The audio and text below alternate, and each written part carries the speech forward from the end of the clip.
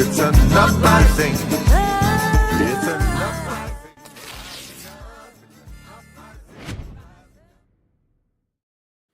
Good afternoon, everyone. Happy Sunday. Special edition of the Green Live Stream. I'm your host, Edie Arndell, and I'm here with Mr. Scott Freeze. What's going on, Scott? Hey, everybody. I am doing good. Look, we got our folks coming in. All right. I like to see that. On a Sunday, we were like, oh, nobody's going to show up. But thank you, folks, for showing up.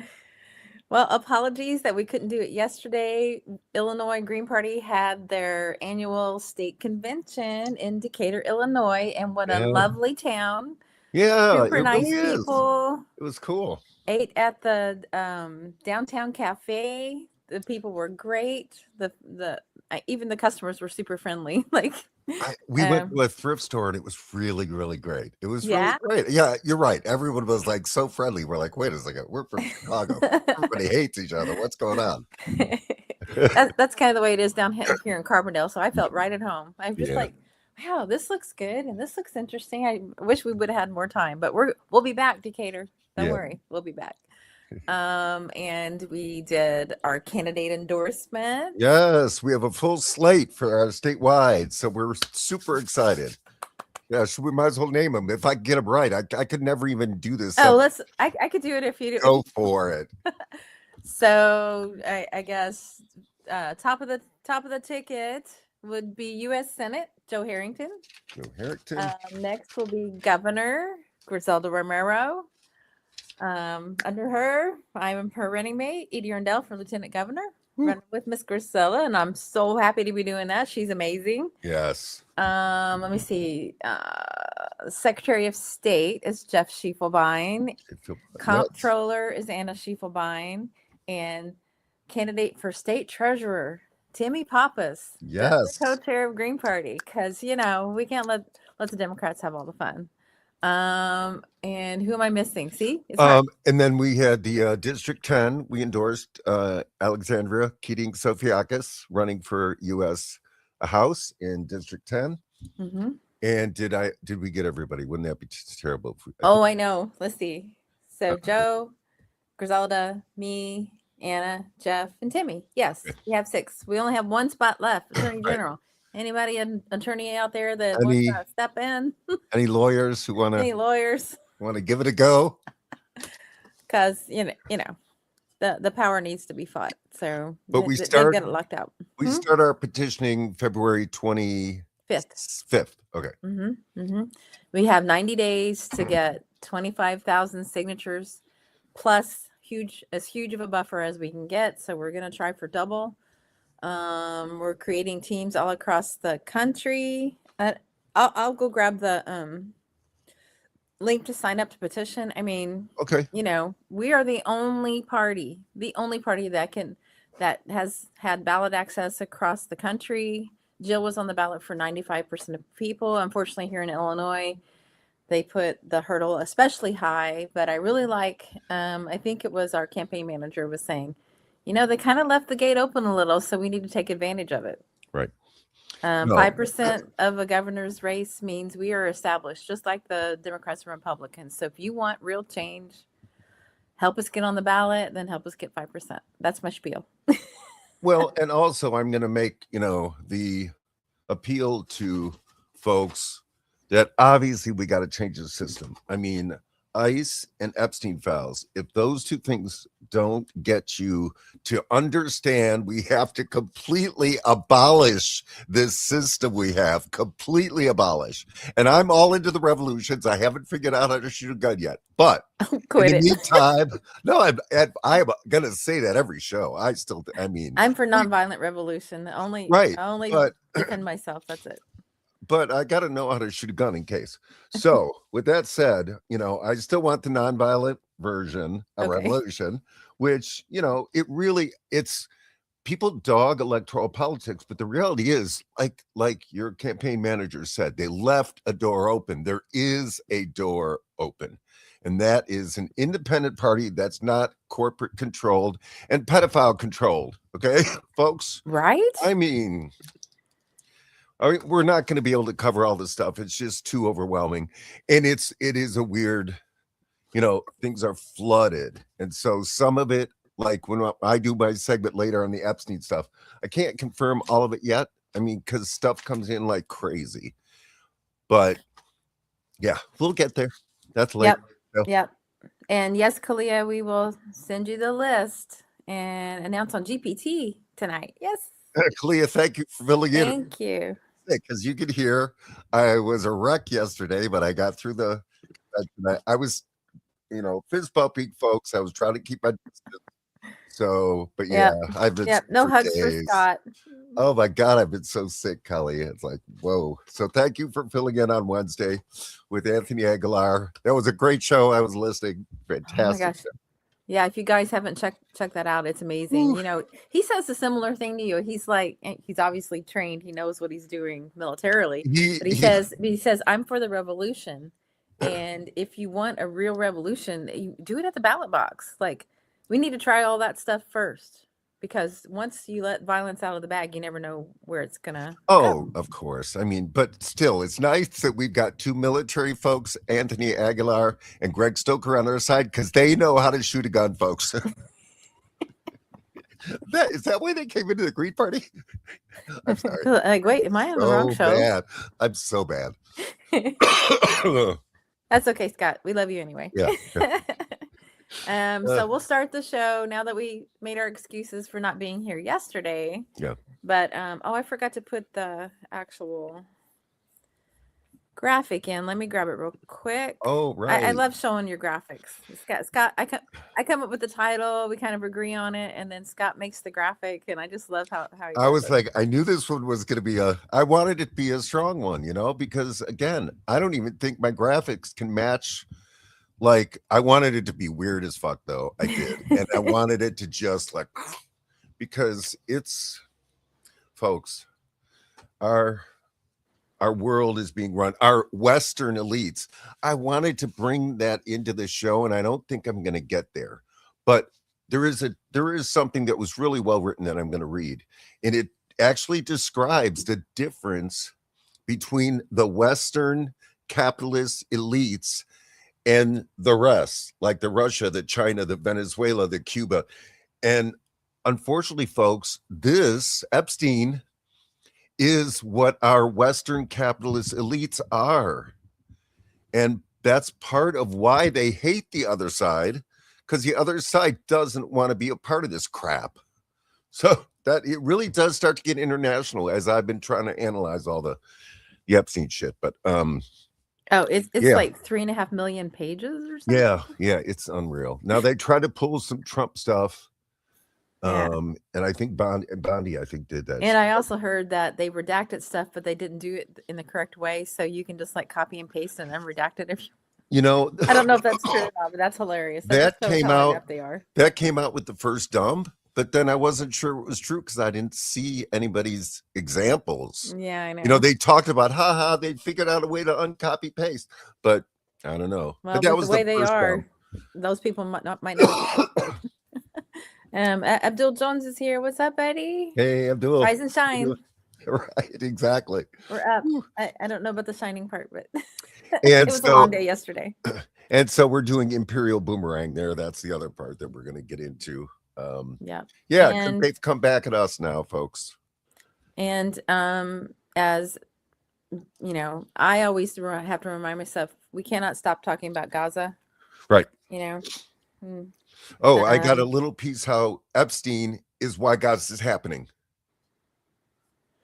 Epstein is why Gaza is happening. It's in the show too, because it is. That's why there's no pushback. All these people are fucking blackmailed. That's why they don't do anything about it. Anyway, I'm deep. Brian says there has to be a limit. Things cannot get worse every single day. Right? Hey, Brian, I'm glad you made it on Sunday. Oh, thank you. I mean, we put this up an hour before. We didn't give anybody any notice, so thank you. I'm glad you're here, checking us out on a Sunday. That's fantastic. Because, yeah, Donald Trump could have released the files in 2019, but Joe Biden could have released them too. We've got that in the show too. We've got why. So, you're right. So let's get started. Yeah. The first thing, I'm always a positive person. I don't know if you got the Butch Ware clip ready to go. Oh, I have got no clips ready to go. Hang Oh on, my I'll God, put it I in am the. so unprepared. I'll Give put me it a in the second. private chat real quick so you can grab it easy. No, I don't need that, but Oh, okay. it's on Upscrolled. Yeah, Okay, great. it's at the top of the show, and Yep. All right. we do our organizing on. Cheers. Yeah, we have an app. Okay, here we go. Oh, great! I haven't seen this. Okay, cool. You Yeah. can go ahead and put it up. Okay, got it. Okay. I think I do. Hang on. Okay, I found it. In the days following the Is this killing it? of Alex Preddy, Dropsite News was on the ground in Minneapolis, spending time in the community. We had a conversation with Butch Ware, who came out to show his support during this time.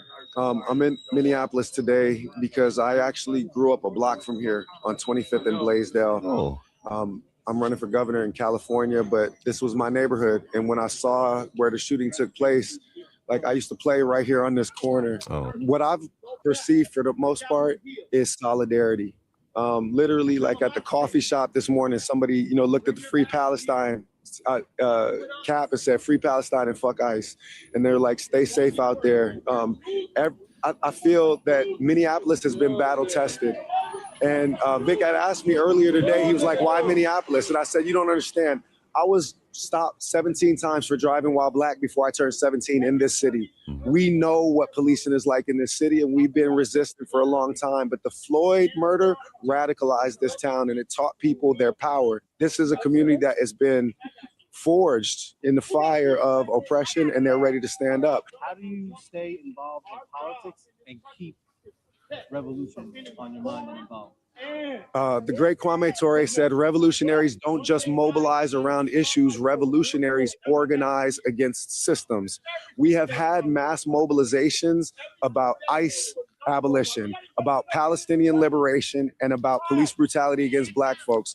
But unfortunately, those mass mobilizations have not translated into organization against the system because we have lacked vehicles to channel the people's energy from mass mobilization into this organizing against the systems that produce all the outcomes. Malcolm X said, "We're not outnumbered, we're out-organized." What I say is that it is the role of a revolutionary party to galvanize the people. So that's why I believe in electoral politics, not as the solution, but the Panthers, Malcolm X, and all of my revolutionary heroes, they believe that the cocktail is mutual aid plus direct action plus electoral politics in that order of importance.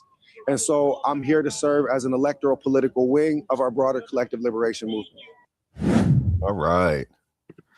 Isn't he great? Oh, and Dropsite News. Thank you, Dropsite. All right. Mm-hmm. Excellent. Mm-hmm. Oh, are you still there? Yeah, I'm here. Okay. My screen went dead for a second. I thought I did something wrong. Whew. Okay.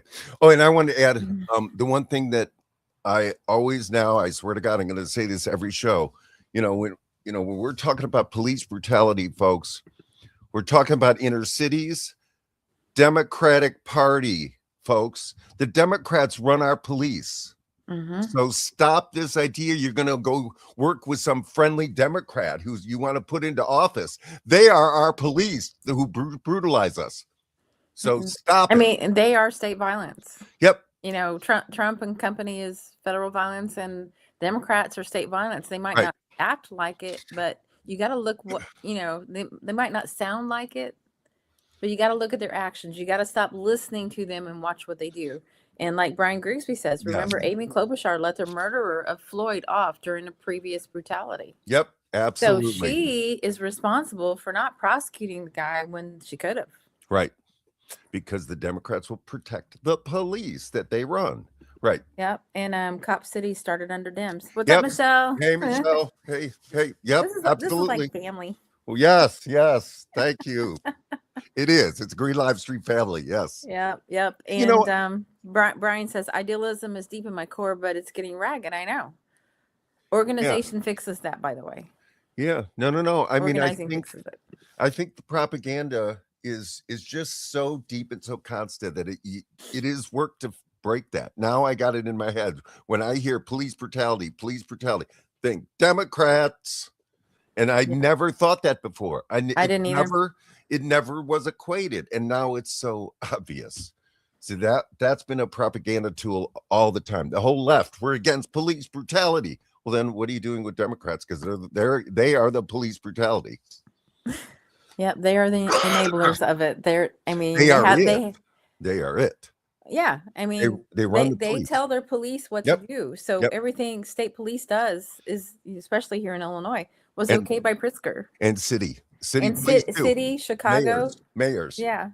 Yep. I also wanted to warn everyone that, you know, as has always happened with Occupy Wall Street, with Black Lives Matter, with many, many things, the general strike conversation, the Democrats are getting in there and you know, trying to say, oh, we got a lot of work to do before we can talk about it. And Yeah. again, talk about it. So they're pushing for May Day. So just be aware of who you're Okay. dealing with, because what they do is they join it so they can control it, so they can shut it down.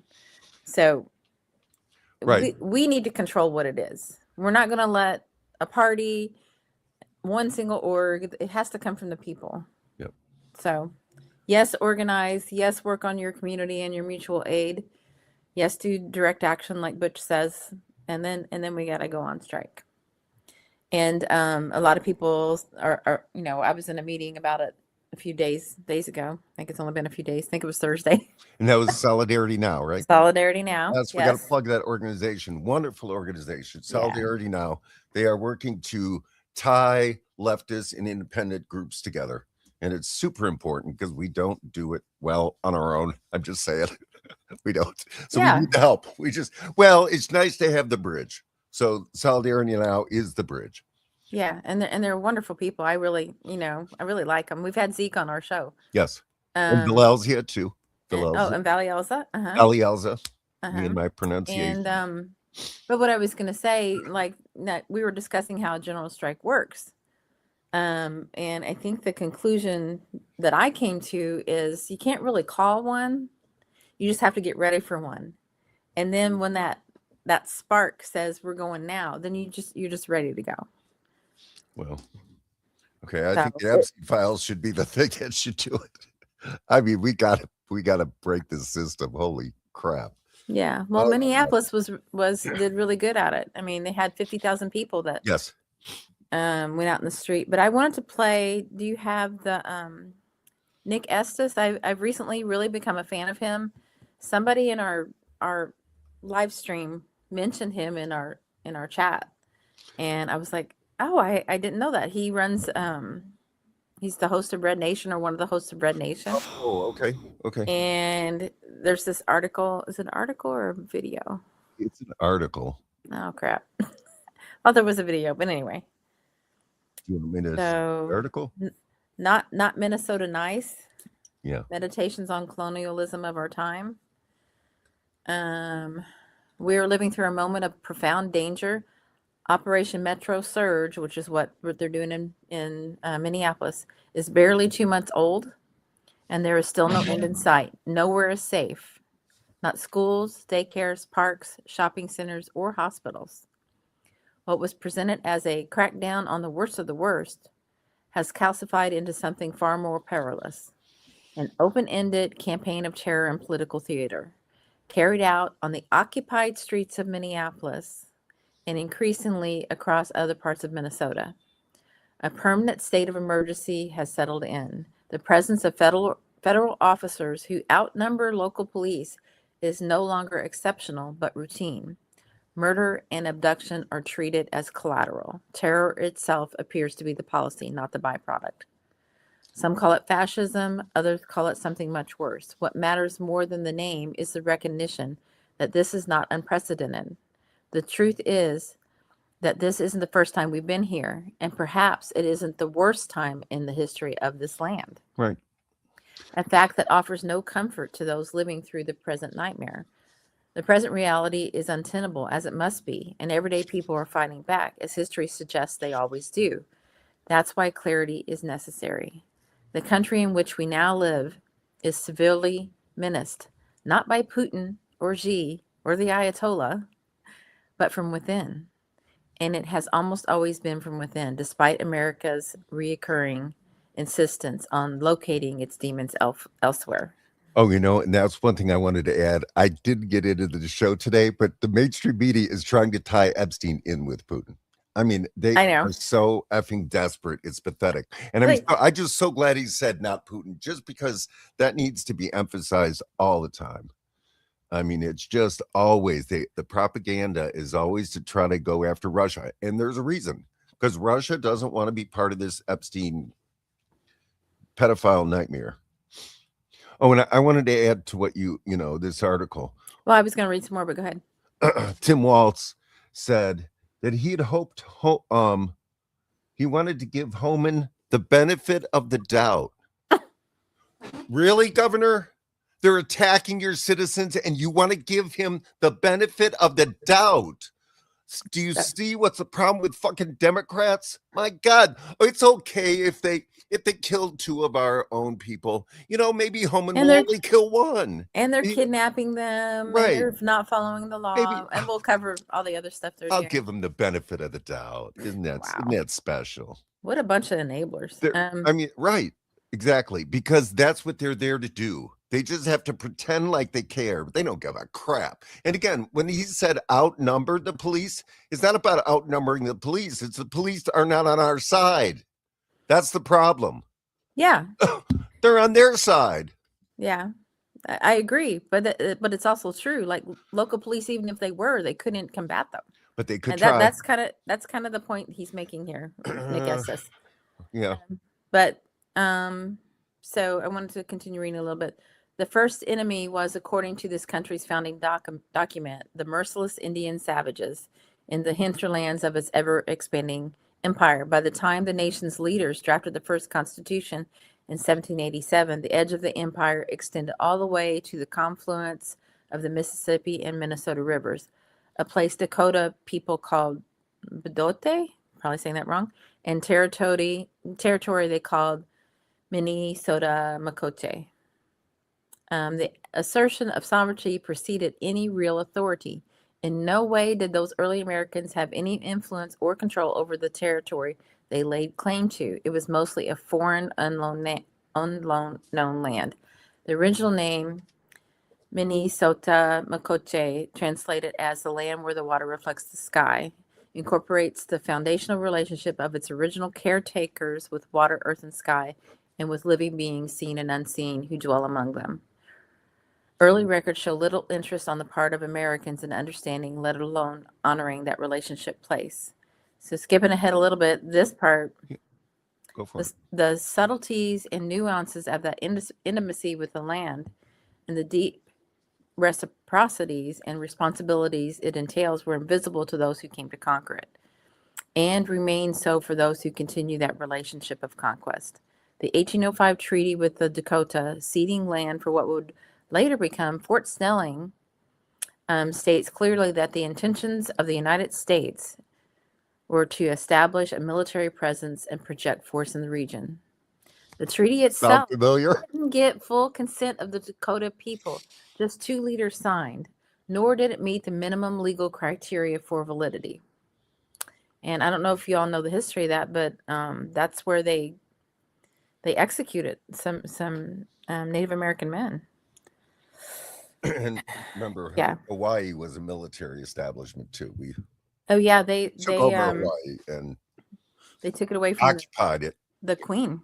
Yeah. They had a queen, didn't they? And I don't know all the history, but I think it's really important. And I wanted to thank one of our Green Party members, Marianne, who at the beginning of our convention did land recognition. And I think it's super important that we always do that, because it really puts into context what we're up against, folks. None of this is new. None of it. We lived privileged lives for quite a while, and we lived in our little luxury of denial. But it's coming back. That's Imperial Boomerang. Now it's come back to get us. But we have to understand that they've been doing it. They put their military bases all throughout the world. Now they brought it home. And they are occupying us, and they're creating concentration camps. We got some of that in the show. I mean, it is absolutely, it is the Imperial Boomerang. It's come back. Yeah. The next article is talking about, this is Bullhorn Bulletin, Zayna Day. Okay. I'll go ahead and start checking it out here. And I highly recommend you signing up for this. She's got an interesting take, and I really appreciate it. Defunding ICE is not enough. Minneapolis exposed the system Democrats refuse to confront. The for-profit immigration system under DHS isn't broken. It's built this way. She's talking about when, even Pod Save America is starting to turn on them. I don't quite believe it, but I wouldn't believe it yet. Waltz's response. Follow the money. Follow the money. Yeah. Waltz's response encapsulated a central failure of the Democratic response to Minneapolis. The Democratic Party has not only ignored, but also contributed to the Department of Homeland Security's overreach since its founding. The systems being wielded by the Trump administration like a hammer did not begin with Trump. Abuses have escalated, no doubt, but the foundations for these systems and their abuses have existed in the shadows for more than 20 years, buttressed and expanded by both political parties. The idea that a newly rogue force suddenly appeared under Trump contains a kernel of truth, but it leaves out inconvenient facts. ICE and CBP have been undertrained and over-militarized for decades. The agents who killed Renee Good and Alex Preddy were not amateurs. They were seasoned federal officers operating under a long-standing enforcement doctrine inside a system that has been built, funded, and legally insulated across administrations. And I'll leave it there. I think that says all we need to say, unless you wanted to. No, I think that, no, that covers it. Yeah. Yeah. And thank you, Zaina, for writing this. I think people need to understand that this is not an accident. This isn't just Trump. And here's another thing. Judge in Minnesota says ICE has violated nearly 100 court orders. Yeah. They're disobeying even what they're directly ordered to do. It's not like some ambiguity. They're telling them not to do something. They're still doing it. Right. Yeah. So. Let me get the next one ready. Okay. And thank you all for being here on a Sunday. This is not what I usually like to do on Sunday. I usually like to recoup and try to get ready for the week, but. Okay, so how Minnesotans became Palestinians, top 5 ways they are occupied. Okay. I love that picture. Yeah, isn't that something? Okay, so the people of Palestine are occupied by the Israelis. In my experience, most Americans do not even know this basic fact. Ignorance of it makes it impossible to understand what is even going on in the Mideast, and I fear until recently most Americans did not. And this is by Juan Cole from Informed Comment. I went to see the Oscar-nominated film, The Voice of Hind Rajab, yesterday. The story of the 6-year-old Hind Rajab murdered by the Israeli army in Gaza is told here. Let's provide a link. It is heartbreaking because it is about the helplessness induced by occupation and the arbitrariness and impunity of the occupier. Occupiers are always arbitrary and unfair because they can be, since they have all the power, and because they feel they must act precipitately, since they are the ones in actual danger. It may help Americans to understand if they can see the similarities between Minnesota under Trump's ICE and Palestine, the Palestinian West Bank and Gaza under the Israeli army. The logic of occupation is always the same. Cole's 5 laws of occupation are as follows. Occupation ideology holds that the occupation is necessary to protect the majority of the population, since the people being occupied are inherently violent and irrational, and any leniency in their treatment will simply allow them to kill and act savagely. Yeah. So, and then number 2, occupation ideology holds that the majority population is fully human and fully citizens of the occupation state. The occupied minority is less than human and does not have the right to live where they live, even if the families they have lived there for thousands of years. They are not citizens, they are stateless.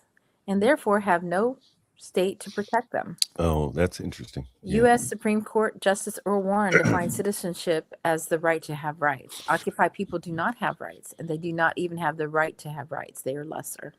And that's interesting. I don't know all the history. You learn new stuff every day. But it was always so weird to me. It's like, wait a second. Of course, Palestine was a state. I mean, it's recognized everywhere. It was in all the maps. It's in the coins. It's in the, and then suddenly it's not. How the fuck did that happen? Right. But it's a good point. Like, their statelessness is what our immigrants are, the stateless. Right.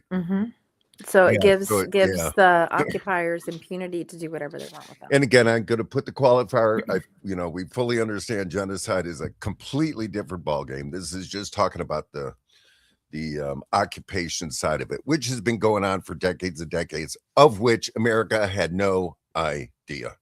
No one had any idea. There were checkpoints and all this. No one knew. Yeah. It's the mechanism by which they did genocide in Palestine. The mechanism starts long before any of that happens. Right. So we got to be clear-eyed about what's actually happening in Minneapolis and Minnesota.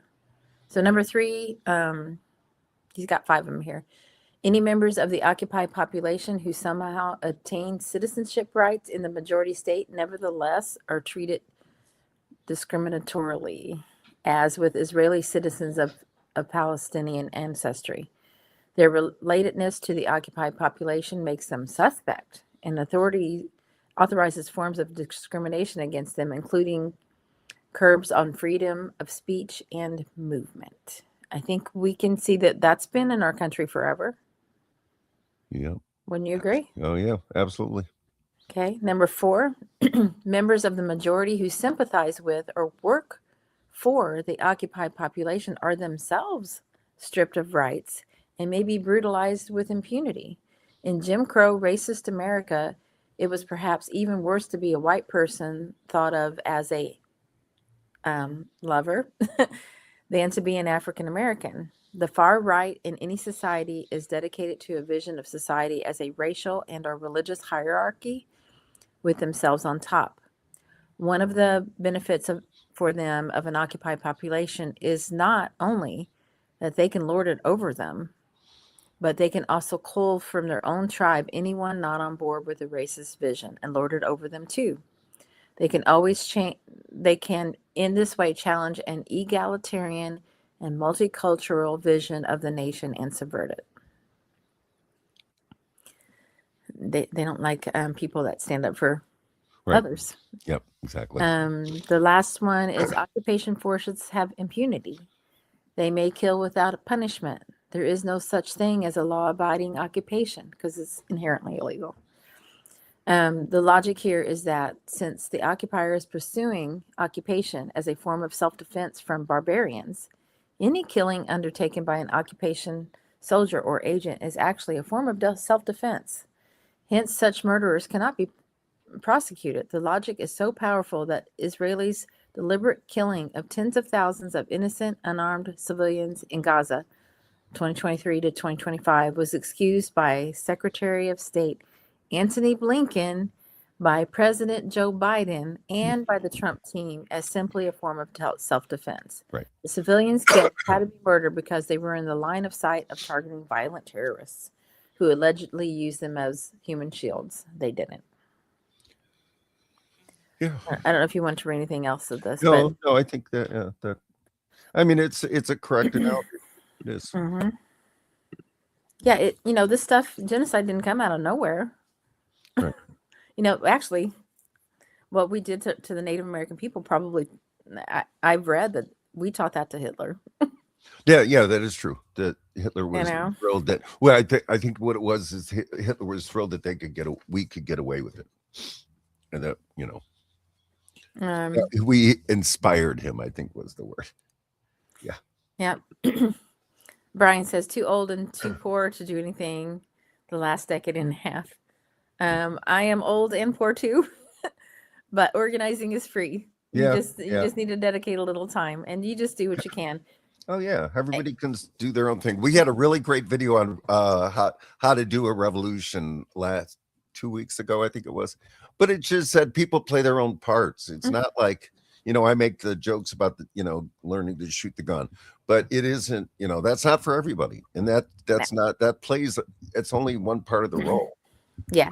Yeah. Yeah. We all have a talent. We all have something we can give. So Right. The next article is from friend of the show and Green Party member, C.A. Matthews from The Revolution Continues. Okay. The perfect American symbol. Is that what I had? Yes. So this is talking about the Imperial Boomerang. You want to share it? Partway through writing this week's article, Do you want to share it? Huh? You want to share it? I have it ready to go. Oh, sorry. We had a long day yesterday, so Hazel's probably resting. Our yeah, we're winging it ourselves today. Yeah, I went to bed almost as soon as I got home. Partway through writing this week's article, the unthinkable happened again. ICE CBP agents murdered another American citizen in cold blood on a cold street in Minneapolis during a general strike. Alex Preddy was an ICU nurse at the VA hospital. He was helping another person when he was beaten to the ground and shot several times by ICE agents. Videos of the incident show that he was never a threat at any time to anyone before the agents murdered him. Within the past month, we've witnessed the deaths of 3 citizens at the hands of federal agents. Keith Porter was murdered by an off-duty ICE agent in Los Angeles on New Year's Eve. Renee Good and Alex Preddy shot by ICE and CBP in Minneapolis in January while working as legal observers. 3 Americans who had long lives to look forward to have been cut down early by the fascist state. They are symbols and martyrs of the revolution that is being born even as I type this. Rest in power, Alex, Renee, and Keith. May we do you proud. The following poems posted by Sony Thang on his X account inspired my article. You'll see why. Trump is the perfect American symbol, a loudmouth preacher of greatness standing on a mountain of debt, spectacle, and unpaid human cost. He is the flag turned into a product, the gospel turned into a grift, the empire turned into a reality show. Trump says America first, and you thought he meant you. You thought he meant your bills, your town, your children's future. But America first has never meant the American people. It has meant the American war machine, the American billionaire, the American shield for Israeli impunity. It means bombs before books, jets before jobs, sanctions before hospitals. He wraps empire in a flag and sells it to you as patriotism. You cheer while your schools crumble. You chant while your bridges collapse. You wave the banner that is being used to rob you blind. America First is not a policy. It is a costume. And behind it, there is only a hand signing away your future to keep someone else's empire alive. Yeah. Yeah, that's good. That gives me chills. Yeah. Well, I mean, and yes, they focused it on Trump, but the Empire Files, show that it's the entire system. It was way beyond Trump, way beyond him. Oh, yeah. Yeah, they work hand in hand, and that's obvious to us now, Did you want to put up the Craig Mokhiber X clip? I don't remember what it is, but I'm sure I liked it. I also wouldn't put it in there. I think it must have been related. It's a post. I'll just read it. The Imperial Boomerang has truly come home. The same forces and practices violating the human rights of people in Palestine and across the global south have now been unleashed on all of us living in the West. Even as the U.S.-Israel axis leaves a trail of blood across the globe, here at home, people are being surveilled by the state, sanctioned, expelled from school, fired from jobs, beaten and arrested, abducted by ICE, deported and slandered, just for defending human rights and speaking out against the Israeli regime and its U.S.-funded apartheid and genocide. I mean, I think, this is all. Yeah, and little did you know, while we're dealing with our own issues here, the next article is from Infinite Jazz. He's the guy that was made famous by reporting on that woman getting beaten in the field in the West Bank. I can't think of his name at the moment, but I'm sure it's in here somewhere. But so It's actually not listed. Well, that's weird. He doesn't list his name. He just says it. Infinite Jazz. yeah. So Kristallnacht in the West Bank on Holocaust Remembrance Day. So this is how the people in Israel and the what do you call them? The settlers of Israel celebrated the Holocaust. They staged pogroms in the West Bank. On Tuesday, Holocaust Remembrance Day, as leaders and institutions around the world commemorated the 6 million Jews murdered by the Nazis and, to a lesser extent, the 6 million others, Jewish settlers in the West Bank marked the occasion by staging their own Kristallnacht. Oh, this is true? This is God, true. this is horrible. Holy Or fuck. more precisely, a Feuernacht, night of fire. Hundreds of settlers, under the protection of the IDF, rampaged through 3 villages in Masaferyata, carrying out a tightly coordinated pogrom. They stole 150 head of livestock, uprooted 500 olive trees, torched homes and cars, and beat men, women, and children with clubs. I haven't watched the video. I don't know if we want to. Yeah. I don't think I'm up for it. But in our YouTube show notes, you can access all this if you're curious. In Altuban, settlers tried to burn a family alive inside a locked shed, piling wood and straw against the door and setting it on fire. One child was left wheezing from smoke inhalation. In Al-Fakit, masked settlers clubbed 49-year-old Muhammad Abu Saba unconscious outside his home, fracturing his skull, which is the second video below. Then attacked his family, breaking his elderly mother's arm and ribs and striking his teenage daughter as soldiers stood by. In Al-Halawa, settlers and soldiers jointly blocked ambulances and fire trucks at gunpoint after settlers stoned them. Yeah, I mean, again, we have to take over our government, folks, because we fund this stuff. We allow this stuff to happen. I mean, our military should be invading Israel and getting, not Netanyahu to surrender. We should be wiping out IDF. It's, oh my God. Yeah. Violence begets violence. I couldn't agree. It's just, yeah. Well, I do have the clip. Maybe if it's okay, I could just. Up to you. I haven't seen it, so I don't know what it's about. But I was just gonna say Gaza. It's a short thing, but Gaza is due to Epstein. So thanks, Michelle. We chanted, and Jill spoke in all her speeches, as Palestine goes, so go we all. Yeah. And Brian thinks we're being suppressed. 638 subscribers, great, but you must really be suppressed. Oh, I don't know about. Well, today we're on Sunday. I don't, and we put it up an hour before. I mean, I don't like people like to say we've been suppressed. I don't know. Yeah, we all had to drive, most of us had to drive 3 hours yesterday to get to our convention, and it was an all-day thing, and lots of talking, and it was really good, but it's a lot. It kind of wears you out. So now, maybe if you're talking about the overall views, maybe so, but I think just today it's maybe. Yeah, that's okay. And you can always share it to friends later for a replay, because replay counts. So please like, subscribe, and share. All 11 of you that I see watching. I don't know how many people are actually watching. So try this. Okay. To the Palestinians, in part and in full, due to both what Israel have directly done, but what the West, because the West have been blackmailed into silence, have allowed Israel to do, is all based upon white men raping children. It's not more complicated than that. And it fucking breaks my heart. And it speaks to an evil that is laced through our system, right through fucking Keir Starmer's Paddington Bear eyes. White, powerful, rich men who are having sex with children.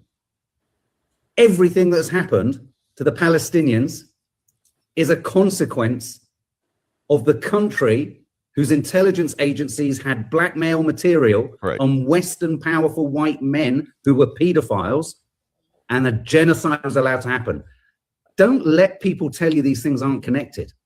Don't let the Telegraph sit there as we're going to watch their headlines as they get the clickbait on the photos of Andrew Mountbatten, but fail to talk about the political connections or the political context. Do not let them use the awfulness of these men's specific peccadillos and sexual behavior as a smokescreen to hide the bigger picture. This is the press picking and cherry picking and choosing the parts of the story they want the public to get irate about. It's no coincidence that the head of the Crown Prosecution Service, Starmer, is our Prime Minister. Yeah, it's pretty British related. And I guess, yeah, they're making a big deal of the one guy that's under Starmer. But that's the important part, folks, is that that's why Gaza actually happens. Because all of the people who would have stopped it are blackmailed or exposed through the Epstein files, and that's why they've been remaining silent, and they go along, and why they give all the money to Israel. Yeah, like Anthony Aguilar said, they're compromised. Yep, all of them are compromised. Right, that was the right term. That was the right military term. I know. Compromise. Our government has been compromised. That's just true. Yep. Nobody's standing up because there's a file on them somewhere. Right, and that's why we always look at them as like, why are they so weird? What are they?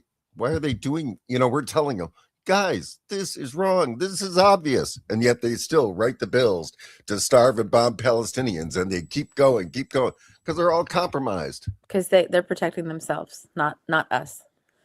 And Green Party, yeah, that's not how we roll anyway. But I did have one thing from your favorite guy. Trump declares national emergency. Okay. This is really interesting. Okay. Let me find it. It's right under the Kristallnacht one. Let me know when you get it up. Okay.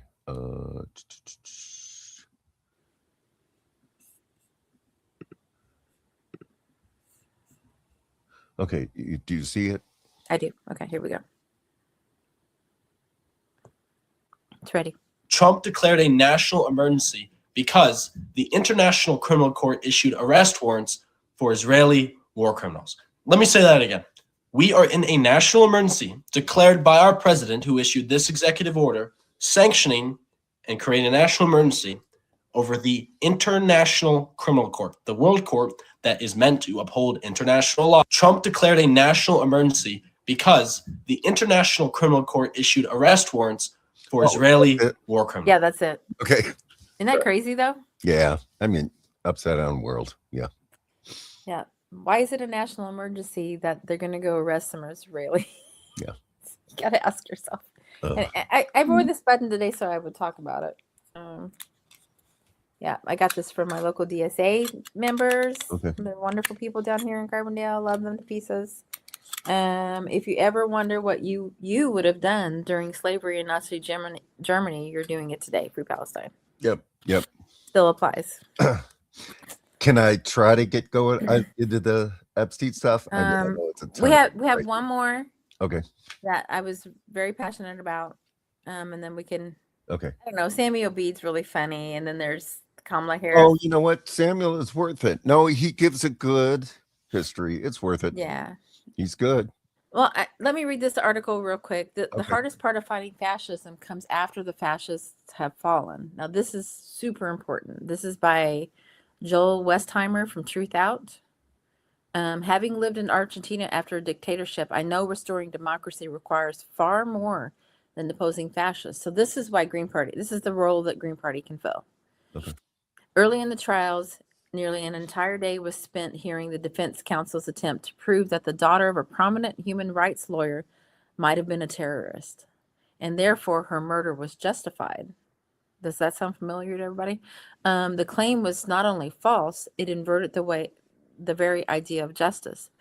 The spectacle continued until the editor of the English language newspaper that had illegally published the names of the disappeared was called to testify. When a defense attorney asked him how he knew the woman was not a terrorist, The editor replied simply, because everyone knows that a person is innocent until proven guilty. That moment was electric. It was also sobering. A foundational democratic principle had to be restated aloud as if newly discovered.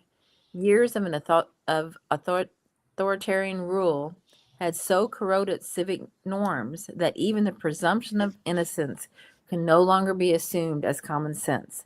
The public culture trained to reward cruelty, spectacle, and domination does not revert on its own to one grounded in deliberation and care. Democracy is not a system of government. It is a way of thinking, of arguing, of living together. It rests its habits of mind about truth, responsibility, evidence, dissent, and the limits of power. Once those habits are degraded, they are not easily restored. And Yeah. who's this again? Joel Westheimer, TRUTHOUT. TRUTHOUT. Yeah. Really good article. I just picked out my favorite parts. Yeah. No, that's. Oh, wow. Michelle got to meet Guy. Oh, okay. Cool. Yeah. Yeah. FBI investigated him for speaking out. Yeah. Yeah. Play Samuel B. Don't like. Okay. I don't know Yeah. if you know. gotta be into politics to love this guy. You got to really know the backstory. But All right. We'll I start. love We'll start with the funny stuff, and then I'm going to get super serious. Like Yep. it has to be done.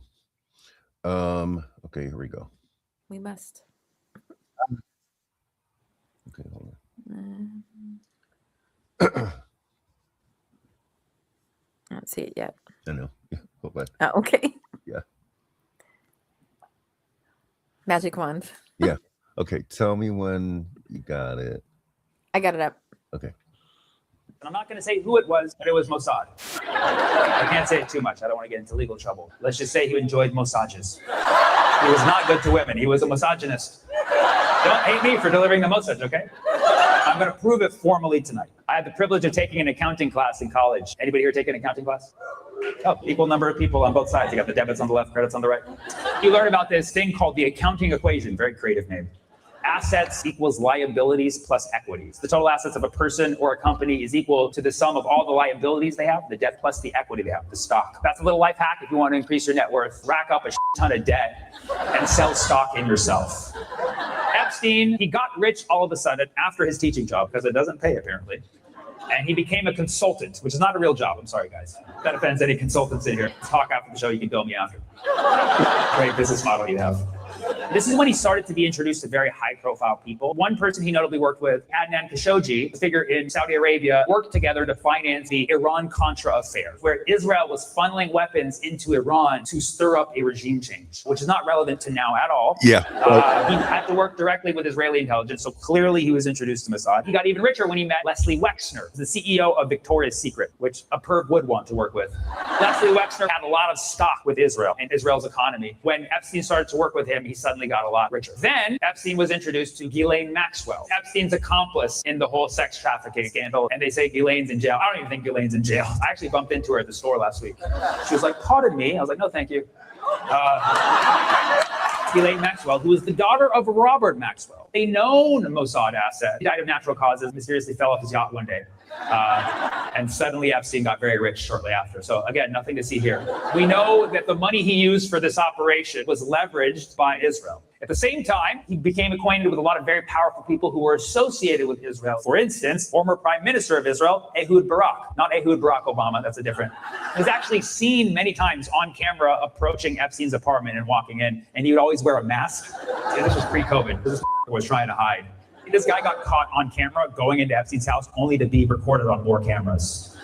Also, Bill Clinton, a lot of pictures of Clinton with Epstein. It's not a good look. Clinton, obviously, very tied to Israel. He was brokering all those deals in the 90s. Alan Dershowitz, who's Israel's lawyer, also Epstein's lawyer. All of these people, as soon as they started hanging out with Epstein, Israel started to distance themselves because these people pose a reputational risk for Israel, which says a lot. If you're threatening Israel's reputation, you've really f***ed up. Here's why we know that Epstein was an Israeli asset. Epstein got all of his money having stock in Israel. And he knew all these people who were liabilities to Israel. And liabilities plus equity equals assets.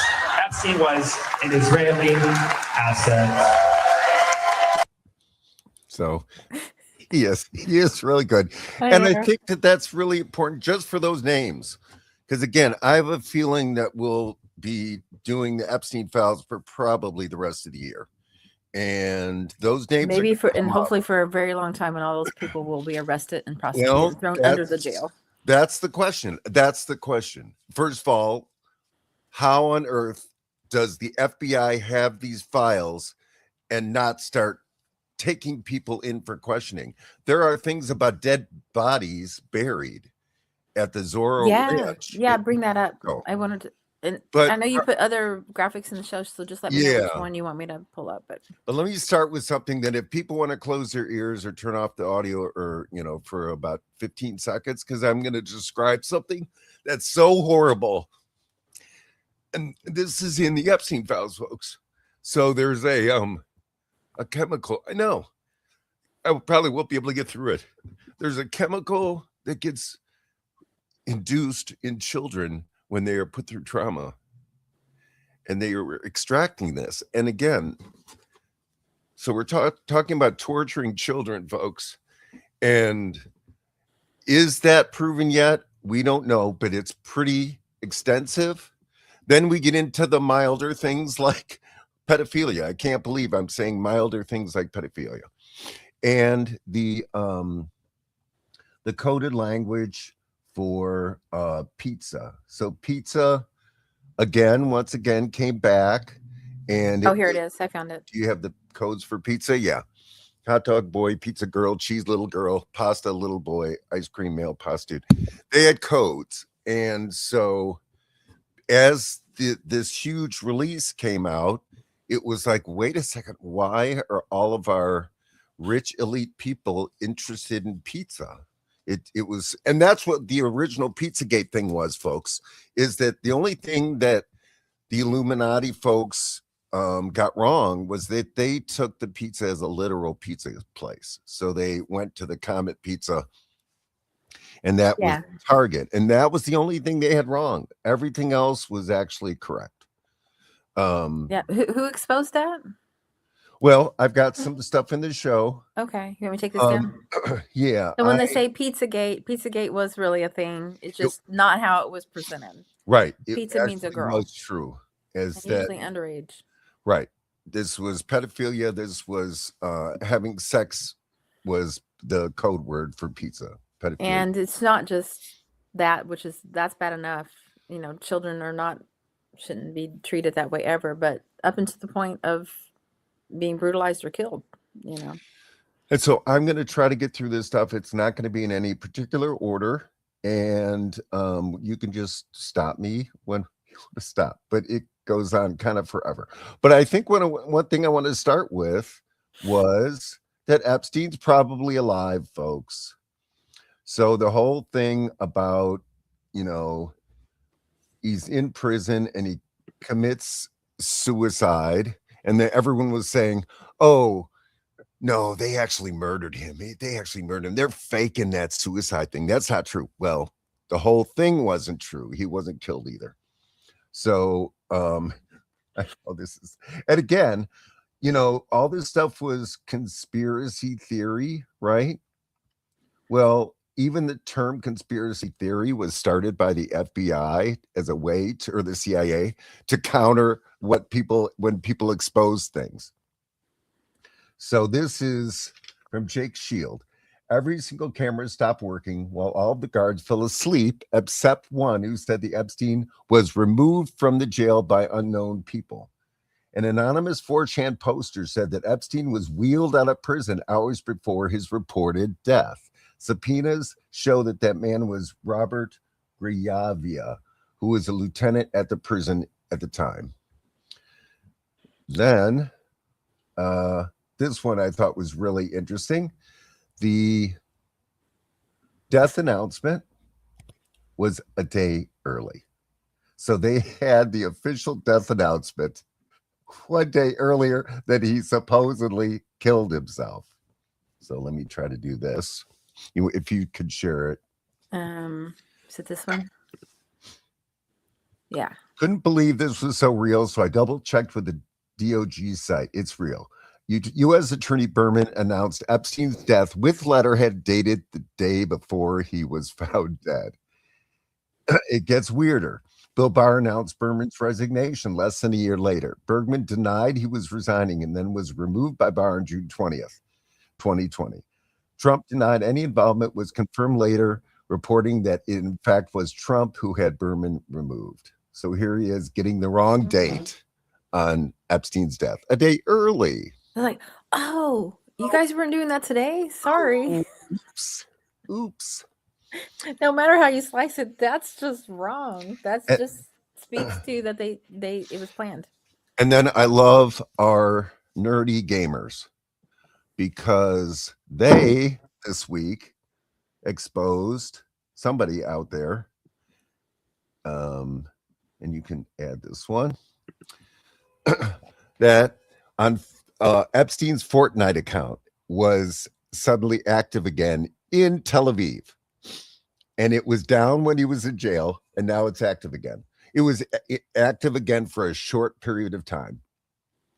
The account was, in fact, linked to Jeffrey Epstein himself through receipts in the recently unsealed Epstein files. These documents include YouTube subscriptions, addresses directly to Little S Jeff 1, confirming that it is his username. Now, Fortnite tried to say, oh, no, it's all a fraud. But the gamers know what they're doing. They had screenshots of everything. And I was watching Nick Cruz as he was covering it. And he's a gamer.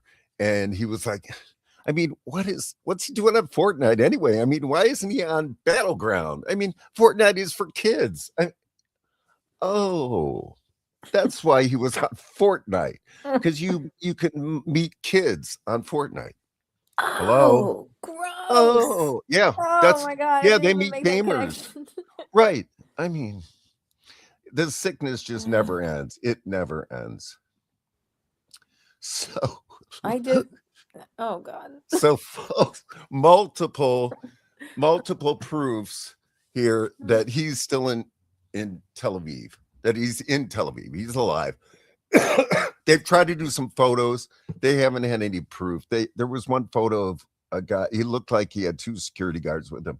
Maybe when they arrest the other Israelis, maybe they could arrest him too. Well, come on, people. But who's going to arrest him? That's the problem. Who's going to arrest any of these people? That's the problem. Can we do citizens arrest anymore? I know, right? Exactly. Is that still a thing? All right. Citizens arrest, and if their assets were gained through illegal, methods, which I would say at some point almost any billionaire, we should look into that and see what to do about it. And let me just show. I mean, we do have a billionaire running our state. Just saying. Yeah. I did also see something about Pritzker's cousin, but nothing's verified. Like Pritzker's cousin was talking to Epstein. I'm like, right. How deep does this go? Like, it's just crazy. Yeah. Not substantiated. Like, we don't even know what can be substantiated at this point, but we're just telling you what has been put out there. So if you want to share this next one, it's just a woman that was, raped. I have spent the last 17 years in my own prison for what she, Jeffrey, and all the co-conspirators did to me. I was raped repeatedly. I was raped 3 times a day sometimes. And I was not the only girl on that island.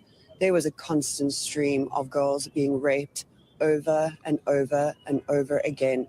And yes, Ghislaine must die in prison because I've been in hell and back for the last 17 years. And I just want to add again to the cultural difference of the Western elite world and the other worlds. I'm against the death penalty. I have to change my view on that. I was against the death penalty because of our incredibly racist, corrupt court system in America, which, puts black folks on death penalty when the trials were, garbage, because they know they're exposable. So that's why I've been against the death penalty. China has put to death, executed billionaires, folks. So imagine a billionaire being put to death in America. Not possible. Not possible. I'm not there yet, Scott. No, I- I'm not I there think, yet I either. think death penalty is too good for them. Oh, there you go. They should be stripped of all their power, all their money, and made to live in the prison system that they created. Yeah, right. Yeah. Yeah. No. Right. I get it. Yep. Yeah, because that's what they deserve. Yeah. I mean, it is. Yeah, that's the easy way out. I'm sorry. I Yeah. know that seems a little mean, but and And I'm just this- against killing of all kinds. So that would be hypocritical for me to be in favor of it. Because once you slip on that slope, that's how I am. Well, I was just completely anti-gun before, and I don't know if I am just anymore, because at some point it's you do have to protect yourself, and they are coming to get us. So Thanks, Brian. Only Gomer and Barney Fife pulled off citizen's arrest. good point. Oh my God, that's Andy Griffith. yeah. Yeah. There's a little American hopeless. Oh yeah. Oh I my know. gosh. That was one of our favorite shows. It's kind of the reason I married my husband. Oh, okay. Story. There you go. Yeah, he was so unpretentious and totally himself that on our second date, he wanted to go to the video store. It's back when there were video stores, and he rented Andy Griffith, and I'm like, Oh, he's not trying to impress me whatsoever, because that's corny as shit, and I love it. yeah. No, that's so great. Yeah. All right, so we're gonna get back into. Sorry, I'm always trying to lighten the mood. Yes, This is hard no. to swallow. I'm just This is rough, folks. Now, this is an old video. Is it there? Can you grab it? Do you see it? Michelle says at least he didn't have bullets in his gun. That was Andy. Okay. Oh yeah, right. Oh yes, that's right. You did. Barney Fife had one, and he was always getting it taken away from him. Yeah. Right. Oh my God, I saw This this is one. and yeah. So this is 21-year-old model Gabrielle Rico Jimenez. After attending an elite party, she disappeared forever after the night this was posted, or she did this, and never again was seen. So I don't know how many years ago that was, but I thought you said 21. disgusting. They are eating. I wasn't aware of anything. I mean, about the murders, yes, but that they had eaten humans. And again, They I smell mean- like human flesh. and there's plenty of accounts in the Epstein files about that. They talk about, I mean, again, they had a code, I think it was called jerky. So beef jerky. And I mean, I know it's down in my files of stuff somewhere, but folks, this stuff is, Well, if you're a Stephen King fan, he's written about this stuff a few times. yeah. It's also called long pork. Oh God. But that's fiction. It's supposed to be fiction. I just wanted to bring up, Brian said something really sweet. My wife proposed to me on the third date. I was myself. Oh, When you're yourself, the people that are meant to be with you show up. there you go. Yep. I want to, so this guy, I wanted to show him, he's got another one. So I remember when he did this, he had a really cool you show. can make it bigger, right? There's the Yeah. arrows on. There you go. Yeah. Yeah, that'll help. It was a really cool show. I remember it was on only for a short time. I was like, wow, for mainstream news, this is something. And it was Ben Swan. And right after this, he was no longer. Weeks ago, I mean, he's not dead. Our but man he was, decided to investigate a DC area pizza place for himself. This man right here, he carried a rifle into a pizza parlor and then fired it at the floor. Media is telling you the entire story is a hoax or fake news. But what does that even mean? I spent the last month investigating. So what exactly is Pizzagate? And are there any actual facts to support the story? I've got to warn you, what we're going to talk about tonight will be disturbing to some people, but this is a reality check you won't see anywhere else. Pizzagate actually comes from the WikiLeaks release of hacked emails from Clinton campaign chairman John Podesta. In all, WikiLeaks dumped around 50,000 email messages, and it was from those emails that the claims that John Podesta may be part of a child sex trafficking ring come from. To be clear, not one single email in the Podesta emails discusses child sex trafficking or pedophilia. That is a fact. But there are dozens of what seem to be strangely worded emails dealing with pizza and handkerchiefs. Self-described online investigators say that those words in the emails about pizza and the talk of handkerchiefs is code language used by pedophiles. So how did a DC pizza parlor get pulled into the story? Well, again, read any mainstream report and they indicate that Comet Ping Pong Pizza was somehow linked to this fake story and has no relation to anyone involved. But the truth is that's not true either. What media is ignoring is that the Comet Ping Pong Pizza place is actually referenced in the Podesta emails at least a dozen or so times, and that the owner of that place, James Alfantis, is a friend of John Podesta. He was actually named, this is kind of strange, by GQ magazine as one of the top 50 most powerful people in Washington. Yes, we're talking about a pizza parlor owner. Now let's talk facts here. There is no solid evidence that Comet Ping Pong Pizza is being used to run a child sex trafficking ring. But there are some very strange connections between Comet Ping Pong Pizza and a second pizza place 2 doors over, Besta Pizza, and the accusations of pedophilia. Now, this is where things start to get strange when you research this story. Now, to begin, I need to show you a 2007 unclassified FBI document. That document, according to the FBI, contains commonly used symbols by pedophiles to express their preference in children. I want you to see these images here. These are the images. Notice this one on the end, the triangle. That image signifies something called boy love. The pizza place next door to Comet Ping Pong Pizza, Besta Pizza, well, this was their logo until only a few weeks ago. Clearly, you can see that the Besta logo actually contains the same image, I'm going to show you again, as that. Now, I just wanted to show you part of that just because I don't know how many years ago, whenever that first dump was, right? So John Podesta, again, folks, 2016. 2016. Okay, John because Podesta. Yeah. Right. That's whenever we found out that he, John Podesta and Hillary Clinton were sidelining Bernie. Right. And so that, that shows that the origin of this entire Jeffrey Epstein scandal is from John Podesta, Hillary Clinton's campaign manager. Now, this one was one of the ones they found.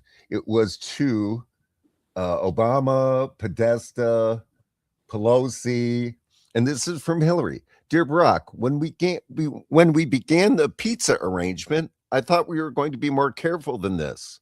Operating from the White House is not what I had originally had in mind. Oh, and the hot dogs can come? Okay, so there's a boy reference. I didn't even catch that the first time. I think I've said on this show that in Chicago, it was kind of rumored that Obama was gay from like way early on, that he was. Now, I don't have proof of it, folks, but anyway, I just wanted to tie, the one thing that I know the Democratic world is going to try to do is, again, turn this into a partisan issue. It is Democrats and Republicans, folks. It isn't just one side or the other. And it's just, go ahead, Edie. Oh, hot dogs are boys. Yeah. Okay. Yeah. Did you finish reading that? I didn't get to catch it all. Oh, I'll bring it back up. Okay. Yeah. I just. Remember that the hot dogs can come, but if you make a spectacle out of it, that will be our downfall. Okay. I didn't even. And again, this is not verified yet, folks. All this stuff has to get verified. But there's a date, there's a timestamp, January 25th, 2011. Right. But we'd have 28 p.m. Things have to come from more sources in terms of verified that it actually came out of the dump, because stuff is flowing out like crazy. And WikiLeaks was Julian Assange, right? Yes. Why do you think they persecuted him so hard? Exactly. Because he was the first one to start this whole thing, which is now exploding. Yep. Wow. Okay, I'm gonna change the subject. I've got a whole bunch of stuff. Maybe we'll do it. Did you want any of these? There's a graphics couple put up. Let's see. I could do a whole. Maybe I'll do a whole or next week on all of the people who have died and been killed, mysteriously died, trying to expose this over 10, 15 years. Here's one of them. I know. I agree, Kalia. Pizzagate journalist responsible for exposing global pedophile network found dead. That was 2023. So I want to get to a couple more subjects. So the first one is the Bill Gates connection, because this is scary beyond belief, folks. Sorry for the sirens, but no, I think the sirens are appropriate. Yeah, they're totally apropos here. Our nation is in a state of emergency, but not why Trump says it is. I mean, We've got a bunch of criminals and pedophiles running our country. And worse. Breaking. Bill Gates was planning pandemic solutions with Jeffrey Epstein in 2017. You can't make this up. So I think I've got a graphic because the typography is a little too small. But here's a Bill Gates' dark secret. Plotting global pandemics with Epstein in 2017 while pretending to save the world with vaccines. Here's a fact checked by the People's Voice community. And here's a quote that comes out of the files. And it is,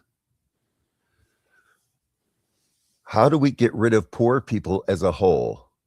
The Epstein files didn't just release that rich rape, abuse, torture, eat, and murder children. It also reveals the rich want to commit the biggest genocide in history and exterminate every poor person on earth. So that's where this gets tied into COVID, folks. And let me play this video. And again, I'm not so sure if I'm doing the best overall. Well, while you're getting that ready, I just wanted to mention too that his now ex-wife left him over Epstein, and Bill was trying to secretly get his wife antibiotics because he got an STD. Right. From being on the island. Right. You know. Right. They're so gross. I always knew I didn't like wealthy people. And you know, I mean, at some point you just get that creep factor. Now I know that my gut was right. So this one, folks, I saw this during the whole COVID area, and I was so pissed at our left world that went along with the mandated vaccines. I couldn't believe that our bodily autonomy folks suddenly just completely, changed. And they were supporting people losing their jobs because they wouldn't get the vaccine. So here and now to tie it in that Bill Gates worked with Jeffrey Epstein on how to do a pandemic. Okay. So is this one ready to go now? Well, I mean, any medical decision needs to be personal on some level. You can't be forced to do something. You can be like, if you refuse to do something and you're ill, you can be quarantined to keep you safe, the public safe from something spreading, but you can't be forced to take something. All right, here we go. That's just where I was at. Yeah, no, I mean, it's right. It should never be forced and experimental. Okay, where is it? God damn it. I thought I had it. When I put it up, then grab it. Let me see. Oh, here it is. There we go. Is that it? You got it? No, that was the other one. Hang on. This one? Yep. Okay. I'm going to skip a little part. I want you to hear the beginning, and then I'll skip some of it. Most of you don't know that coronavirus as a model of a pathogen was isolated in 1965.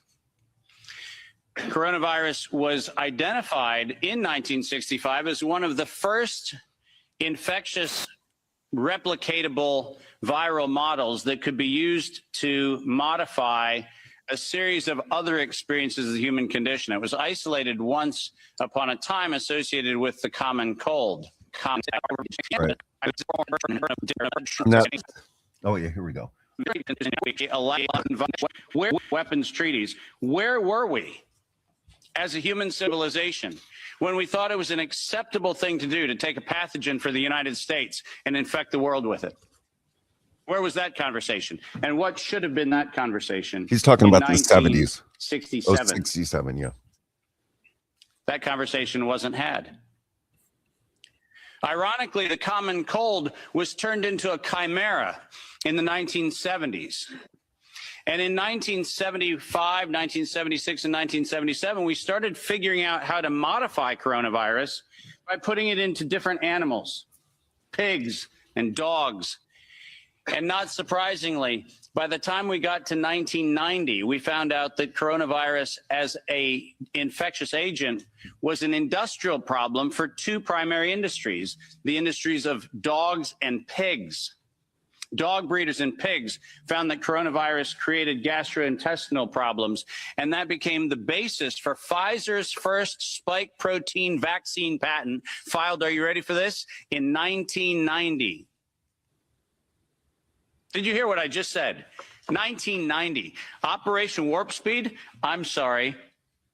Where's the warp and the speed? Pfizer, 1990, the very first spike protein vaccine for coronavirus. Isn't that fascinating?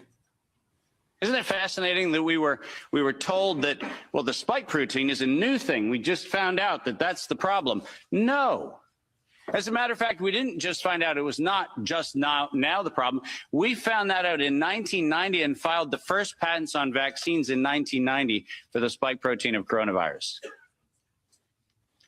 And who would have thought? Pfizer.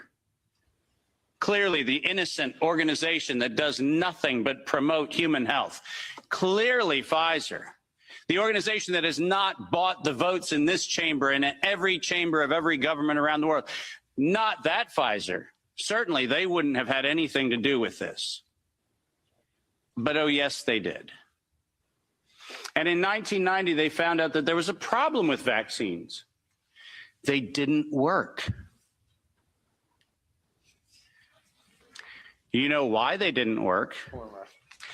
It turns out that coronavirus is a very malleable model. It transforms and it changes and it mutates over time. As a matter of fact, every publication on vaccines for coronavirus from 1990 until 2018, every single publication concluded that coronavirus escapes the vaccine impulse, because it modifies and mutates too quickly for vaccines to be effective. And since 1990 to 2018, that is the published science, ladies and gentlemen. That's following the science. Following the science is their own indictment of their own programs that said it doesn't work.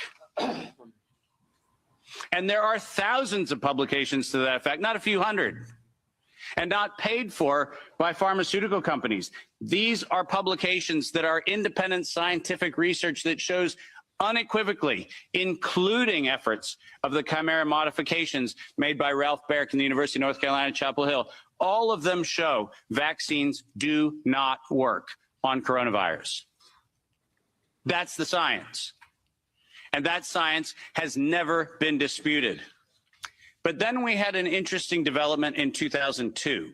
And this date is most important because in 2002, the University of North Carolina, Chapel Hill patented, and I quote, an infectious replication defective clone of coronavirus.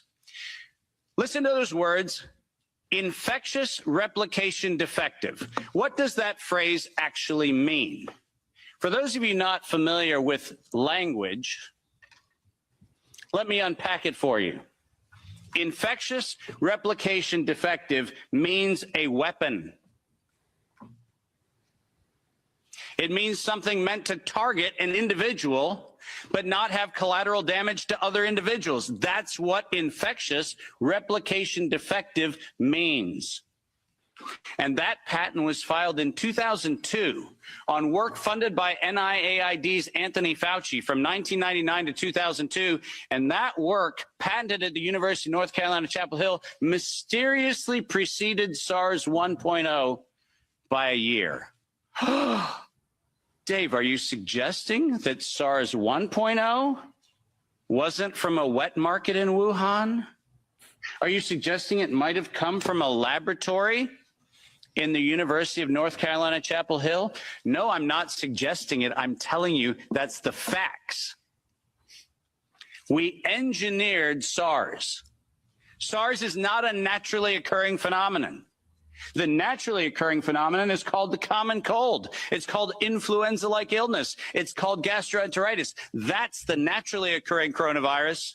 SARS is the research developed by humans weaponizing a life system model to actually attack human beings. And they patented it in 2002.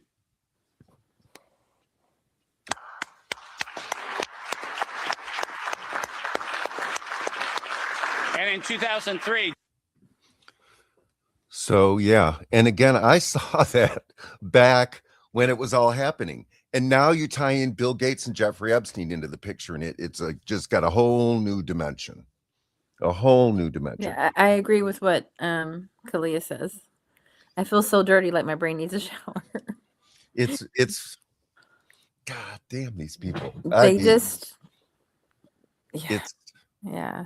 That's how sick Thank you. our leaders are. That's how sick our leaders are, folks. They're devising ways to eliminate us. Well, and then the other thing about that was they pretended like they had a vaccine mandatory. They made like, I don't know, $40 billion. And that's what I kept yelling at people. I was like, it's not a vaccine. You take the thing, you can still get sick and you can still transfer. That ain't a vaccine, folks. And they kept saying, well, no. I mean, the level to which people just take crap in and believe it. It's really, folks. Our audience is asking if you can post that in the chat. If you want to put it in our private chat, I'll put it in the comments, or that they want to link to it. Yeah, I know, right? I'm like, what? I feel like I need to watch it like 10 more times. Right. And the part I skipped was basically just him saying that everything he talked about is public record. Everything. That there are files out there, it takes some research. Yeah, I agree, Brian. Once properly propagandized, you bankrupt everyone, and voila, you have a slave market. Let me try this because I'm not good at it. But Comments are on the top. Yep, you got it. Okay. So that's just where it sits on Twitter. For now. Yeah. And let me see. I guess maybe I'll just do one more thing. And that is the Zorro Ranch, because even Epstein Island, folks, I'm not going to say it was a distraction, but it's like we've got one here in our country. So they went to Zorro Ranch in New Mexico, and there are supposedly dead bodies there, folks. So I got it up. Okay. I'll just read it. It's super small text. Epstein's most disturbing property wasn't the island. It was Zorro Ranch, 7,500 acres on New Mexico on public land, leased for $200 a year. It had a private airstrip, underground tunnels, and rooms, and a 6-foot nude portrait of Ghislaine Maxwell with a gold dagger. Victims testified abuse happened there. The ranch was never raided. The investigation stalled. Quietly sold through shell companies. Not a ranch, a crime scene in plain sight. So I think I'll probably end it there. Oh, you know what? I do want to show a guy in the Atlanta airport. Okay. It made me cry. Yeah. I mean, just when you think it's bad, it's even worse. That's all I can say. Right. Worse. And I mean, I was just starting. There's Amanda Brinkley. Hi guys, it's crazy how this story always gets crime. I'm not sure what she means by that, but I think I kind of get it. The story just keeps continuing, and it's worse and worse and worse. Do you see it there? It's a guy in an airport. Maybe I didn't do it right. No. Okay, hold on. I see image. This one? No. No, hold on. No, sorry. Okay. You got it? All right. Yeah.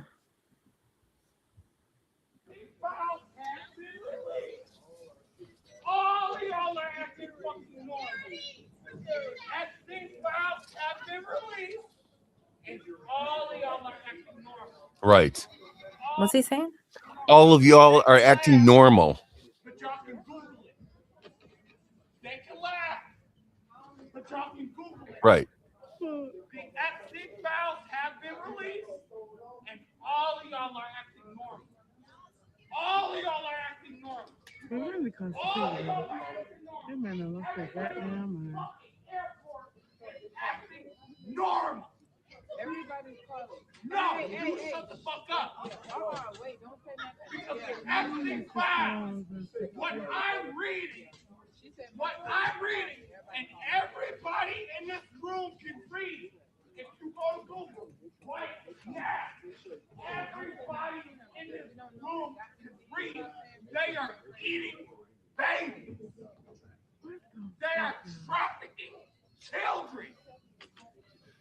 And if you think for a second any fucking thing in your life matters, Right. you are on the fucking wrong side of this. What did he say there? I didn't hear that part. If you think anything in your life is more important, It don't matter about the flight. It don't matter about who in this fucking airport. It don't matter about this nigga walking past me right now. I don't. I mean, Wow.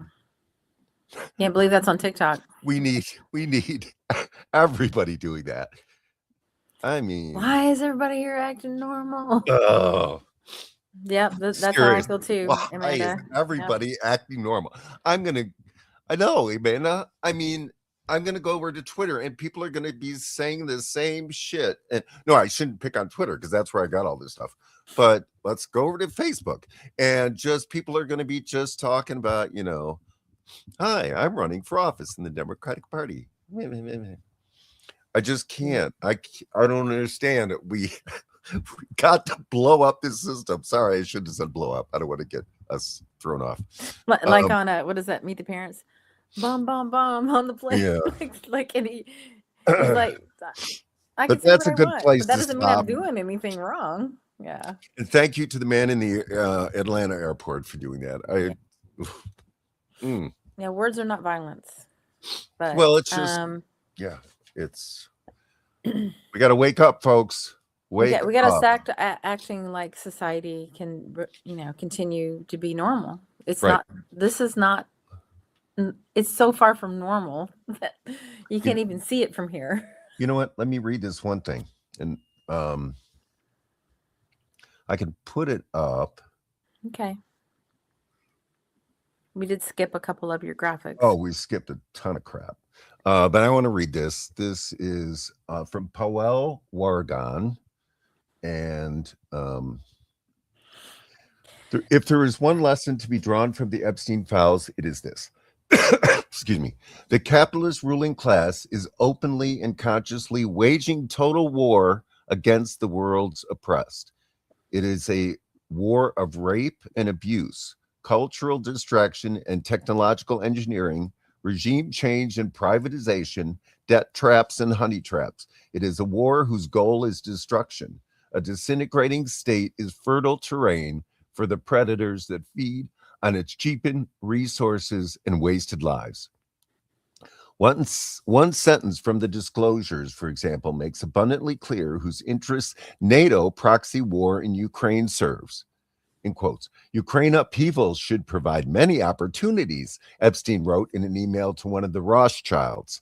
The message would be ominous enough if it weren't followed by scores of other emails of photographs of young Ukrainian women, presumably offered for sale to this sadistic cabal. Since the state exists as an instrument of class rule, the Western ruling class has every tool at its disposal to protect and expand its monstrous dominion. The police and the courts, the newspapers and social media platforms, and even the armed forces of Great Britain, which facilitated Epstein's visits to the British royal family. This is why these people can rape and torture and disappear human beings with impunity. Its stated adversaries, like the leaders of China, Cuba, Iran, Russia, and Venezuela, are hated precisely because they defend spaces of sovereignty where the imperialist ruling class cannot reach. It is no secret that under U.S. rule, Cuba was treated as an island brothel or casino, or that 500,000 Russian women were trafficked into sexual slavery when the Soviet Union was defeated. The ruling class is serious about global class war. The only way we can survive it is to learn to take it as seriously as they do. Good one to end it on. Yeah, that's Parwell Wargan, P-A-W-E-L-W-A-R-G-A-N. I don't know them, but I thought it was a brilliant post I saw. So wanted to share that. Yeah, that's a good way to close it, folks. Yeah. Yeah. Brian says, for the sci-fi people, Soylent Green is people, and you're next. From the invasion of the body snatchers. I'm a huge sci-fi fan, by the way. These movies ended after the exclamations, and so will the earth as humans know it. Yeah, yeah. We hope we Unless have a we happy figure out ending. a way to make them stop. I hope we have a happy ending, folks, to the story. We'll see. Woo. Well, the work itself is what's important. Yeah. Fighting back, standing up is what is important. Yes. You know, I mean, would you rather cower in your home and wait for them to come get you, or would you like to fight them on your feet? I mean, anybody that ever watched Handmaid's Tale, there was this one scene where, you know, they had escaped and they were living on this farm, and then they had to leave because they got found out, and one of the main character got kidnapped. So they threatened to kill her little girl. So she told them where her friends were. It's like, death right here to my kid, or I don't know what's going to happen to them. Okay, I'll tell you. Well, when they came to get them, Gilead came to kidnap their handmaids that were being, you know, used as sexual toys and just to produce children. And they were all down, huddled together, and then all of a sudden one of them stood up, and they all stood up, and when they came in the room, they just looked at them. And that's who we need to be. Yeah. Serve in heaven or rule in hell. The choice is yours. Thanks, Brian. We're gonna end it there. Yeah, thanks, Stand everybody. up, help us fight. General Yes. strike is our tool. Green Party is our tool. Let's use them to the best of our ability and just see what happens. In Illinois, we meet every week Thursday night. We just have a hangout Zoom. If you want to come and hang out with us, it's Thursday nights. You can find the event at ilgp.org/events. I'll put it in the chat. And yeah, put it in the chat. And then, yeah, because we just hang out, and it's a great way to meet us. And maybe you get involved with the Illinois Green Party here or in whatever state you're in. Or if there's no Green Party there, start one. Because there's a couple of states that currently don't have. It's only a few, but there's a couple that don't. So, yeah, so folks, we are trying to organize and take down. Even if you're, even if you're not necessarily in Illinois, you just want to come say hi, I don't think we'd be mad at you. Oh, no.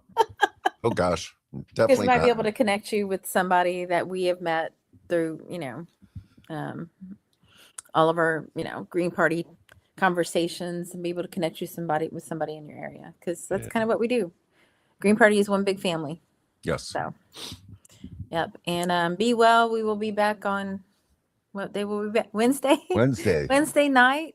And I can't remember who our guest on top is. of it today, I would know who our guest is. I know we've been swamped with stuff this weekend. Yeah, folks, but so. we should have it up probably by Tuesday. I'm thinking we'll probably have it up by Tuesday. Yeah. So, and as always, free Palestine. Free Palestine. Thanks, everyone. Good night. An uprising, we're rising up. It's an uprising, we're rising up. It's an uprising. Fight the power. It's an uprising.